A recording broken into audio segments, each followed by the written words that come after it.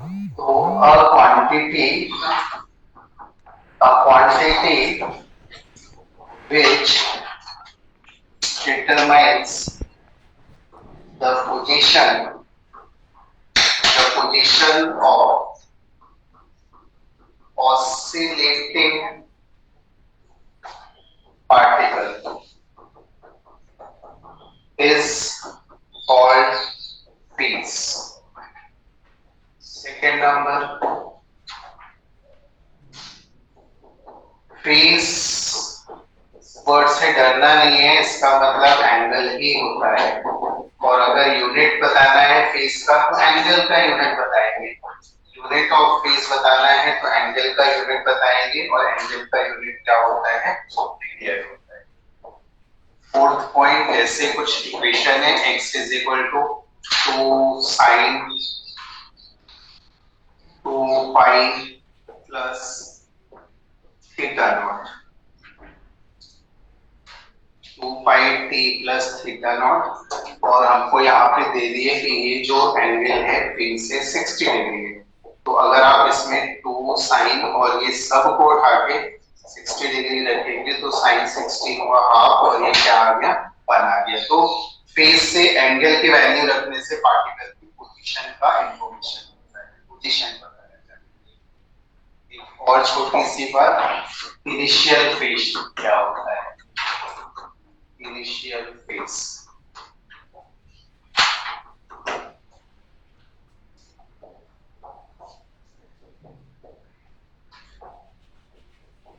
position of particle in terms of angle at t is equal to 0। बिल्कुल शुरुआत में particle की position क्या है, उस पोजीशन को अगर एंगल के टर्म में लिख दें तो उसी को इनिशियल फेज बोला जाता है। देखो इक्वेशन यूज करिए, x इज इक्वल टू होता है a sin omega t plus theta not. Initial phase जिसमें से मालूम है आपको किसको बोला जाता है? थीटा नॉट को। देखो क्या लिखा है, position of particle in terms of angle किस टाइम पर? तो जब भी इनिशियल फेज चाहिए होता है तो टाइम 0 रखो 0।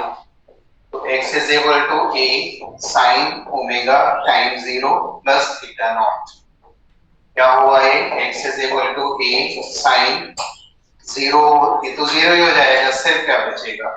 Theta naught. तो ये एक इक्वेशन आ गई मुझे, लेकिन इसमें से ये निकालना है, थीटा नॉट निकालना है। तो देखो कैसे लिखेगा, a को ले जाओ नीचे, क्या हो जाएगा? ये x अपॉन a, राइट में सिर्फ क्या बचा? साइन थीटा नॉट बचा। मेरे को थीटा नॉट चाहिए तो साइन को इधर ले जाओ, जब साइन इधर जाएगा तो साइन इनवर्स हो जाएगा, और ये टर्म क्या आ गई? x upon a theta naught. ये इनिशियल फेज निकालने का फॉर्मूला हो जाता है, sine inverse x upon a हो जाएगा।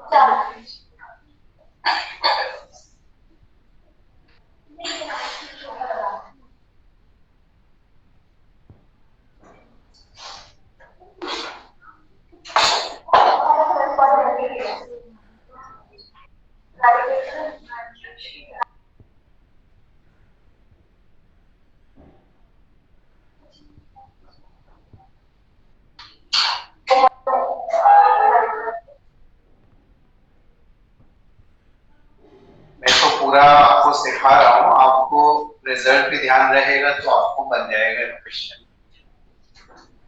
तो देखें इसको, हमको v और x के बीच में ग्राफ ड्रॉ करना है। जिन दो के बीच में ग्राफ ड्रॉ करना है उन दो के बीच में रिलेशन निकालना पड़ता है, तब ग्राफ बनाते हैं। v और x के बीच में रिलेशन क्या होता है, जो मैंने बोला था कि सबसे इंपॉर्टेंट इक्वेशन है ये ऐसे चलती, कौन सी होती है, v is equal to omega और under root of a square minus इसी से v, और ये है v और x के बीच में रिलेशन है। लेकिन हम इस रिलेशन को देख के इतने इससे ग्राफ अभी समझ नहीं आएगा कि v और x के बीच में कैसा है, तो थोड़ा सा इसको सिंप्लीफाई करते हैं। कैसे सिंप्लीफाई करते हैं, रूट हटाओ पहले, तो रूट हटाने के लिए स्क्वायर कर देंगे तो क्या हो जाएगा, ये v square is equal to omega square a square minus x square. Omega को अंदर इंटू कर सकते हैं, अब क्या इक्वेशन बन जाएगी, omega square a square minus omega square x square. अच्छा हाँ, a square omega x square वाली टर्म को लेफ्ट में ले जाओ तो क्या बन जाएगा, omega square x square plus v square is equal to a square. Omega square a square से हर एक को डिवाइड कर दो, या ओमेगा स्क्वायर ये वाली टर्म से ओमेगा स्क्वायर x स्क्वायर लिखा है, ओमेगा स्क्वायर a स्क्वायर लिखिए, ये v स्क्वायर है, इसके भी अपॉन में ओमेगा स्क्वायर a स्क्वायर लिखिए, ये ओमेगा स्क्वायर a स्क्वायर है, इसके भी अपॉन में ओमेगा स्क्वायर a स्क्वायर आ गया। ये तो कैंसिल हो गया, तो ये क्या आ रहा है, देखो x square upon a square, और ये टर्म आ रही है v स्क्वायर और ओमेगा a का होल स्क्वायर, और ये क्या हो गया, एक बार मैं इसे फिर से लिख रहा हूँ पीछे, x square upon a square plus v square upon omega a whole square, और ये क्या आ गया, 1 आ गया। ये इक्वेशन होती है एक फेमस टर्म की, और कभी हमने इसका नाम लिया है किसी चैप्टर में, ऐसी इक्वेशन है x square by a square y square upon b square is equal to 1। ये इक्वेशन है, इसी फॉर्म में इक्वेशन x, देखो x का मतलब है ऐसे, y का मतलब b आ रहा है, 1 1 है, a की जगह क्या आ रहा है, कैपिटल है, और b की जगह क्या आ रहा है, ओमेगा a आ रहा है। तो ये जो इक्वेशन होती है ये इक्वेशन ऑफ एलिप्स होती है, ये एलिप्स की इक्वेशन होती है। तो इसका ग्राफ बनाएंगे तो एलिप्स बनेगा, कैसा बनेगा देखो, अगर आपके पास में इसको बनाना है मुझे, तो ये कुछ ऐसा होता है, ये x एक्सिस होती है, ये y एक्सिस होती है, जिसको a बोलते हैं, ये वाला माइनस a होता है, ये वाले टर्म के हिसाब से ये a और ये क्या हो जाएगा माइनस a, और ऐसे b में ये प्लस b और नीचे वाला पॉइंट क्या हो जाता है माइनस b, और ये क्या हो जाता है सेंटर हो जाता है। अपन को इसी को इसके हिसाब से चेंज कर देना है, इस इक्वेशन के हिसाब से, तो बिल्कुल ऐसे ही बनाओ। इसको बनाने का तरीका ये, x एक्सिस भी वैसे ही लो और y एक्सिस भी ऐसे ही लो।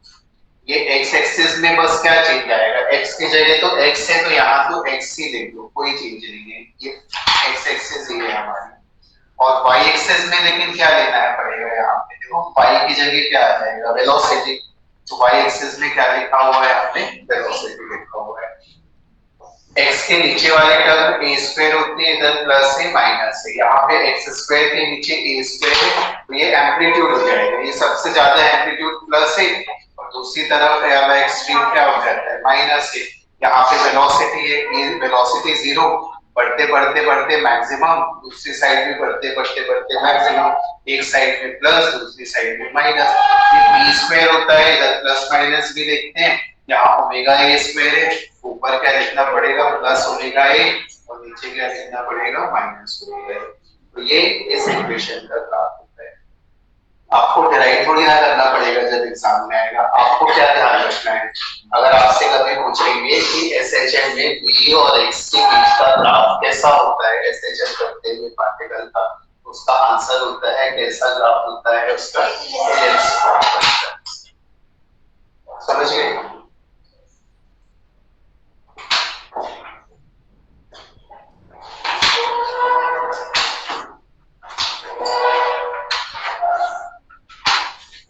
SHM as a projection of SHM as a projection of uniform circular motion। हम यहाँ पर ये समझ रहे हैं, ये बस एक थ्योरेटिकल टॉपिक है कि एसएचएम और सर्कुलर मोशन का, यूनिफॉर्म सर्कुलर मोशन का क्या रिलेशन है। एसएचएम को हम रिलेट कर सकते हैं यूनिफॉर्म सर्कुलर मोशन से। एसएचएम अलग मोशन है, यूनिफॉर्म सर्कुलर मोशन अलग मोशन है, लेकिन इन दोनों का आपस में कुछ रिलेशन होता है, मतलब एक की हेल्प से दूसरे को एनालाइज किया जा सकता है। तो क्या रिलेशन होता है समझना अच्छे से। मैंने ले लिया है एक कोई पार्टिकल है जो यूनिफॉर्म सर्कुलर मोशन कर रहा है। सर्कुलर मोशन करेगा तो कुछ कांस्टेंट एंड कुछ वेलोसिटी होगी इसकी, एंगुलर वेलोसिटी, जिसको क्या बोल दिया ओमेगा बोल दिया। एक पार्टिकल ओमेगा एंगुलर वेलोसिटी से यूनिफॉर्म सर्कुलर मोशन कर रहा है। तो हमने ऐसा सर्कल बना दिया, थोड़ा मैं बड़ा बना रहा हूं, ये बना दिया। एक पार्टिकल यहां से शुरुआत करा, इस जगह से शुरुआत करा, यहां पे मैंने ये एक्स एक्सिस बना दिया, ये वाई एक्सिस। बस थोड़ा सा ध्यान देना है इसमें, क्या कह रहा हूं मैं। ये शुरुआत यहां से हुई, यहां से हुई, इस बात का मतलब ये है, अच्छे से सुनना, जहां से शुरुआत हुई वहां का टाइम हम क्या बोल देते हैं, 0 बोल देते हैं। और पूरा ये राउंड लगा के जब यहाँ आएगा तो वो टोटल टाइम पीरियड हो जाता है, जिसको क्या बोलते हैं, कैपिटल टी बोलते हैं। समझ रहे क्या ये बात? जहां से शुरुआत करते हैं वहां टाइम 0 और एक जैसे स्पीड से घूम के आ रहा है, मतलब हर जगह स्पीड एक जैसे रहने वाली कांस्टेंट एंगुलर वेलोसिटी है, तो इसलिए नाम है यूनिफॉर्म। स्पीड बदलेगी तो यूनिफॉर्म नहीं रहेगा। हम यूनिफॉर्म बनने की बात, तो ये पार्टिकल को घुमाना है इस सर्किल में यूनिफॉर्म एंगुलर स्पीड, ठीक है? तो घुमा दो, ऐसे ये घूमता रहेगा घूमता रहेगा।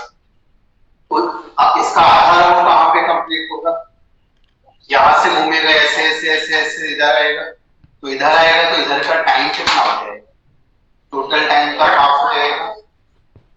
तो यहाँ पे कितना टाइम हुआ होगा,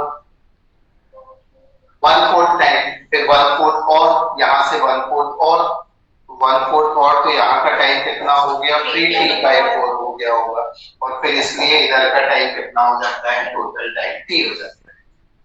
और एंगल के घर में बात करें तो देख ही रहे हो कि यहाँ का एंगल थीटा कितना हो जाता है 0, इधर का, इसी को हम बोलते हैं एंगल वाइज बोले, मतलब फेस के टर्म में बोले, थीटा 0, इधर का थीटा कितना 90, इधर का थीटा कितना 180 हो जाएगा, इधर का थीटा कितना 270 और इधर का थीटा कितना 360। टाइम के हिसाब से 0, t/4, t/2, 3t/4 और t हो गया। एंगल के हिसाब से 0, 90, 180, 270 और कितना हो गया है 360 हो। एंगल मतलब फेस के हिसाब से, टाइम की टर्म में बोले या फेस के टर्म में बोले। ये पार्टिकल है और ये एक्सेस ले लो आप, ये मैंने ऐसे ब्लू कलर से बना दिया, इसमें ये ऐसे ब्लू कलर से बना दिया। ये पार्टिकल है, मान लो इसकी हम शैडो देखें, यहां से ऐसे लाइट डाल दें, यहाँ पे एक स्क्रीन लगा दें और यहाँ पे हम ऐसे लाइट डाल दें इसके ऊपर, इस पार्टिकल के ऊपर। मान लो अंधेरा है, यहाँ से टॉर्च डाल दें, तो टॉर्च डाल देंगे तो इसके ऊपर लाइट आएगी, तो इसकी शैडो बनेगी। शैडो कहाँ बनेगी? इस स्क्रीन के ऊपर बनेगी। किस जगह? सेंटर पे बनेगी। शैडो को मैं दिखा रहा हूँ ग्रीन कलर से। तो शैडो का नाम होता है प्रोजेक्शन। ये पार्टिकल का जो शैडो है उसको क्या नाम दे रहे हैं? प्रोजेक्शन नाम दे रहे हैं। तो अगर पार्टिकल यहाँ है तो उसका प्रोजेक्शन कहाँ है? सेंटर पे। सर्कुलर मोशन कर रहा है, रुका हुआ नहीं। पार्टिकल सर्कुलर मोशन करेगा तो ये इधर चला जाएगा। पार्टिकल जो है, मान लो ये यहाँ आ गया, तो ये कैसा मूव कर रहा होगा? शैडो ऐसे जाएगा ना। शैडो तो स्क्रीन के ऊपर लाइट इधर से आ रही है, शैडो तो ऐसे मूव करेगी। तो ग्रीन कलर वाला एरो कैसा मूव किया होगा? ग्रीन कलर वाला पॉइंट कैसे मूव किया होगा? ऐसे गया होगा। ये पार्टिकल और आगे जाएगा तो ये कहाँ पहुंच जाएगा? और ऊपर। पार्टिकल और ऊपर गया होगा तो ये कहाँ पहुंच जाएगा? और ऊपर। पार्टिकल और ऊपर गया होगा तो ये यहाँ पहुंच जाएगा। ये एक ऐसी टाइम होगा जहां पे ये ग्रीन वाला पार्टिकल इधर आ जाएगा, येलो वाला पार्टिकल इधर आ जाएगा। सर्कुलर मोशन करता हुआ पार्टिकल 1/4 साइकिल ऐसे कंप्लीट किया। इसने कैसा मूव किया? लीनियर स्ट्रेट लाइन में मूव किया, ऐसे मूव किया। अब सर्कुलर मोशन वाला पार्टिकल और आगे ऐसे किया। अब यहां से लाइट डालोगे तो वाला पार्टिकल का प्रोजेक्शन कहाँ आ जाएगा? नीचे। तो ये नीचे आ जाएगा। फिर ये जब इधर से और इधर आएगा तो वो कहाँ जाएगा? और नीचे। और जब ये इधर से इधर आएगा तो ये कहाँ चला जाएगा? तो जब इसका एक राउंड कंप्लीट होता है तो इस पार्टिकल का एक लाइन पे एक राउंड कंप्लीट होता है, इस लाइन पे। तो इसका जो ग्रीन कलर वाले प्रोजेक्शन का मोशन है इसको क्या बोल देते हैं? एसएचएम। ये सिंपल हार्मोनिक मोशन। अगर पार्टिकल को घुमाते रहो ऐसे और इसके प्रोजेक्शन को देखते रहो, ऑब्जर्व करते रहो, तो ये ऐसे ऐसे घूमता रहेगा। तो अगर पार्टिकल सर्कुलर मोशन कर रहा होता है तो उसका प्रोजेक्शन कौन सा मोशन कर रहा होता है? सिंपल हार्मोनिक मोशन कर रहा होता है। तो बस ये रिलेशन है। सर्कुलर मोशन करते हुए पार्टिकल का प्रोजेक्शन कैसा मोशन करता है? सिंपल हार्मोनिक मोशन कर रहा होता है। देखो इधर, ये यहां से इधर गया कितने टाइम पे? t = तो पार्टिकल यहां से एक्सट्रीम पोजीशन पर चल, ये एक्सट्रीम पोजीशन हो जाएगी ना। ये ऐसे ऐसे मूव कर रहा है तो सबसे एंड वाली एक्सट्रीम पोजीशन, नीचे वाली एक्सट्रीम पोजीशन। तो एक्सट्रीम पोजीशन ये मीन पोजीशन हो जाएगी और ये एक्सट्रीम। तो यहां से यहां का टाइम 3/4। यहां से जब पार्टिकल इधर आया तो ये वापस इधर आया, तो ये आधा राउंड बोलते हैं इसको। ये आधा राउंड। फिर नीचे जाके इधर आ जाएगा और आधा राउंड, एक कंप्लीट राउंड हो जाएगा। तो सर्कुलर मोशन में जब पार्टिकल का एक राउंड होता है तो एसएचएम करते हुए पार्टिकल का भी एक राउंड कंप्लीट हो जाता है, एक ऑसिलेशन। इसको ऑसिलेशन बोलते हैं क्योंकि ये ऐसे चक्कर नहीं लगा रहा, वहीं पे एक राउंड कंप्लीट कर रहा है। और इसी को अगर हम ऐसे बनाएं, ये जो कल बना रहे थे अपन, देखो इस जगह पर x = क्या होता है? 0। यहाँ पे लिखा था x = इस तरफ क्या होता है? x - इसी बात को टाइम के टर्म में बोलते हैं कि यहाँ का टाइम कितना होता है? 0। इस जगह का टाइम कितना होता है? जब यहां से इधर गया तो कितना टाइम हो जाता है? ये यहां से इधर तो ऐसे चला गया t/4। और जब यहां से इधर आया तो फिर टाइम कितना लग और t/4 टाइम लगेगा, तो कितना हो जाता है? t/2। फिर जब इधर चला गया पार्टिकल तो और t/4 टाइम लगा, तो कितना हो जाता है? वो 3t/। और जब यहां से वापस इधर आ गया तो टाइम कितना हो जाता है? कैपिटल T हो जाता है। ये एक राउंड कहलाता है, एक ऑसिलेशन कहलाता है सिंपल हार्मोनिक मोशन का। एंगल के टर्म में इसी को ऐसे बोल देते हैं, जहां से शुरुआत हुई वहां का एंगल कितना बोल देते हैं? 0। इस जगह पे फेस वाइज बोले कि एंगल वाइज कितना कवर हुआ, तो एंगल वाइज 90 डिग्री कवर हुआ, या रेडियन में क्या बोल देते हैं इसको? π/2 रेडियन बोलते हैं। और वापस जब इधर आया तो और 90 कवर कर दिया, तो उस सिचुएशन में फेस को हम कहेंगे थीटा कितना हो गया है यहाँ पे? 180 डिग्री। और जब ये इधर चला गया तो और 90 कवर हो गया, तो थीटा 270। और जब ये वापस आ गया तो और 90 कवर हो गया, तो कितना कवर हो जाता है? 360 कवर हो जाता है। बस पोजीशन को कैसे बोल रहे हैं, टाइम को कैसे बोल रहे हैं, उसी चीज को एंगल के टर्म में क्या बोलते हैं, बस इतना ही होता है।